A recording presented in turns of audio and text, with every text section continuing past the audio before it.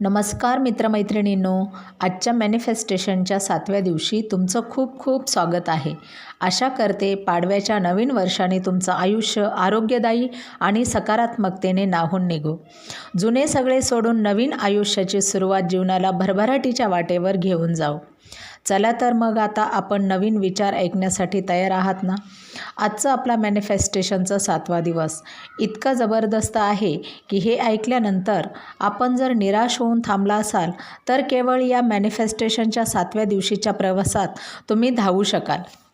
मित्रमैत्रिणींनो, आजचा हा दिवस म्हणजे एक गोष्ट समजा किंवा खऱ्या संघर्षाची कहाणी, जी की आपल्याला खूप काही सांगून तर जातेच, पण कृती करायलाही भाग पाडते. चला तर सुरुवात करूयात.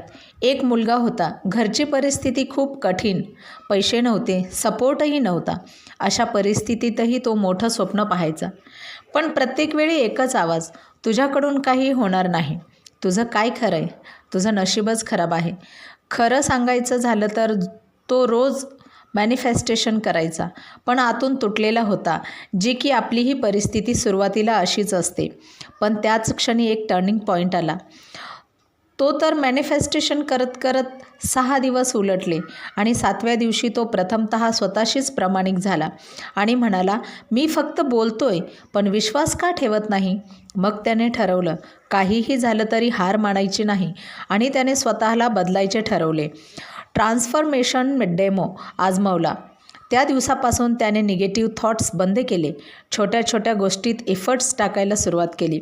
स्वतःवरचा विश्वास दृढ व्हायला सुरुवात झाली. मनासारख्या गोष्टी घडू लागल्या. रोज थोडं थोडं बदलत होतं. मित्रमैत्रिणींनो, याचा रिझल्ट काय आला सांगू का? एक दिवस ज्याला सगळे कमी समजत होते तोच मुलगा आज सक्सेसफुल झाला. तुमचं भविष्य बदलायचं असेल तर आधी तुमचे विचार बदला. स्वतःमध्ये कॉन्फिडन्स वाढवा. मॅनिफेस्टेशन म्हणजे फक्त वर्ड्स नाहीत, ते thoughts plus feeling plus action अशी त्याची शृंखला आहे. फक्त स्वप्न बघायची नाहीत, तर ती सत्यात उतरवण्यासाठी ॲक्शन करायची. आणि हो, विश्वासही तेवढाच महत्त्वाचा आहे बरं का. नशिबाची पूर्ण डोर आपल्याच हातात आहे. आपण बदललो की नशीबही आपोआप बदलतं. ही एक गोष्ट मात्र लक्षात ठेवा. तर कसा वाटला आपला 7वा दिवस? मला नक्की सांगा.